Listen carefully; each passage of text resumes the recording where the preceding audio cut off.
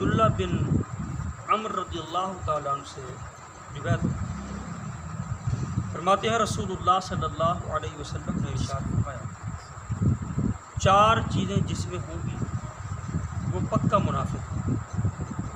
4 چیزیں جس میں ہوں گی وہ پکا منافق ہے، اور جس میں ان میں سے کوئی ایک ہوگی تو اس میں نفاق کی، منافقت کی ایک خصلت ہوگی،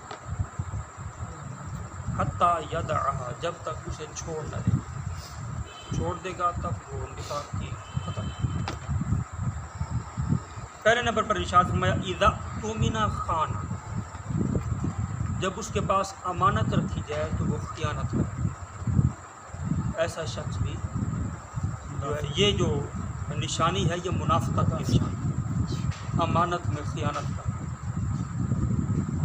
امانت میں خیانت یہ ایک ایسی چیز ہے جس کو ہم عموماً ایک اپنے ماحول کے اندر اس کو معیوب ہی نہیں سمجھتے۔ علماء نے یہاں تک لکھا کہ اگر کہیں سے برتن میں کوئی چیز آئی، کسی نے بھیجی، ان کو برتن اسی وقت لوٹا دیں، رکھ لیتے ہیں نا کہ جب ہم کوئی اچھی چیز پکائیں گے تو پھر ان کو دے دیں، تو اگر لوٹا دیں تو بہتر ہے، اس وقت ان کو دے دیں، اور اگر رکھ بھی لیں تو وہ بطور امانت ہے، ان کو اپنے استعمال میں نہیں لا سکتے۔ تو یہ ایک میں نے مثال دی ہے، اس طرح کی بہت ساری چیزیں ہمارے اندر ہوتی ہیں جس میں وہ امانت بن رہی ہوتی ہے اور ہم اس میں خیانت کر رہے ہیں۔ امانت میں خیانت یہ بری چیز ہے، اس سے بچنا چاہیے، پرہیز کرنا چاہیے۔ نبی کریم صلی اللہ تعالیٰ علیہ وسلم نے دوسری نشانی بیان فرمائی وَإِذَا حَدَّثَ كَذَبَ، جب وہ گفتگو کرے تو جھوٹ بولے۔ جھوٹ بولنا بھی منافقت کی ایک نشانی ہے، نفاق کی ایک علامت ہے۔ وَإِذَا عَاهَدَ غَدَرَ، جب وہ وعدہ کرے تو وعدہ خلافی کرے۔ وعدہ پورا کرنا یہ ایک اس کا حکم ہے قرآن میں، اور وعدہ خلافی گناہ کبیرہ ہے۔ وعدہ خلافی بھی منافقت کی ایک نشانی ہے۔ وَإِذَا خَاصَمَ فَجَرَ، اور جب جھگڑا کرے تو گالیاں، گالی دینا، یہ بھی منافقت کی ایک نشانی ہے۔ گندی زبان استعمال کرنا بالکل ممنوع ہے۔ ایک حدیث پاک میں آیا ہے، نبی پاک علیہ السلام کا فرمان ہے کہ مومن فحش گفتگو نہیں کرتا، اپنی گفتگو کے اندر جو ہے ایسی بات جو ہم جو ہے بات معززین میں کرتے ہوئے شرم محسوس کریں، والدین کو کرتے ہوئے شرم محسوس کریں، ایسی باتیں گفتگو سے کرنا، گفتگو میں نہیں کرنی چاہیے۔ ایسی چیزوں سے پرہیز جو ہے ضروری ہے۔ یہ 4 چیزیں بیان ہوئی جو کہ منافقت کی نشانی ہے۔ یہ چاروں جس میں ہوں گی وہ پکا منافق فرمان مصطفیٰ صلی اللہ علیہ وسلم کی روشنی میں، اور جس میں ان میں سے کوئی ایک ہوگی تو اس میں منافقت کی ایک نشانی ہے۔ تو اللہ تبارک و تعالیٰ سے معافی مانگتے ہوئے ان چیزوں سے جو ہے توبہ کریں اور ان چیزوں کو چھوڑ دیں۔ ایک وضاحت عرض کر دوں، جو منافقت ہے یہ 2 طرح کی ہے۔ ایک ہے منافقت اعتقادی اور ایک ہے منافقت عملی، نفاق اعتقادی، نفاق عملی۔ نفاق اعتقادی اور یہ تو بڑا سخت ہے، ان المنافقین فی الدرک الاسفل من النار، منافقین دوزخ کے نچلے گڑھے میں ہوں، وہ انہی کے بارے میں۔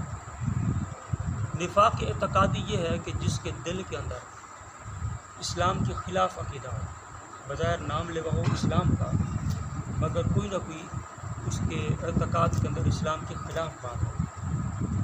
مثلا زکوٰۃ جو ہے یہ فرض ہے اور ہمارا عقیدہ ہے یہ فرض ہے. اگر کوئی زکوٰۃ ادا نہیں کرتا وہ ہے منافق عملی، کہ اس کا جو عمل ہے وہ اسلام کے مطابق نہیں ہے. اور اگر وہ کہتا ہے کہ میں زکوٰۃ کو مانتا ہی نہیں ہوں، کیا زکوٰۃ ہے کیا کچھ ہے. اب یہ عقیدے کا مسئلہ تھا، اللہ کا حکم تھا، اس نے حکم ماننے سے ہی انکار کر دیا.